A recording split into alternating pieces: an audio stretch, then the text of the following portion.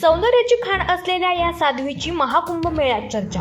यंदाच्या महाकुंभ मेळ्यात सहभागी होण्यासाठी देशभरासह परदेशातील अनेक दिग्गज व्यक्ती, संत आणि आध्यात्मिक गुरु प्रयागराजमध्ये उपस्थित झालेले आहेत। तर सध्या या महाकुंभ मेळ्यातील हर्षा रिचारिया या नावाची एक साध्वी चांगलीच चर्चेत आलेली आहे। सोशल मीडियावर महाकुंभ मेळ्यातील सर्वात सुंदर साध्वी म्हणून हर्षा रिचारिया यांचं नाव आघाडीवरती आहे। साध्वी होण्याचा पर्याय तिनं का निवडला असा प्रश्न विचारला असता ती म्हणाली, मी उत्तराखंडची आहे आणि आचार्य महामंडलेश्वरांची शिष्य आहे।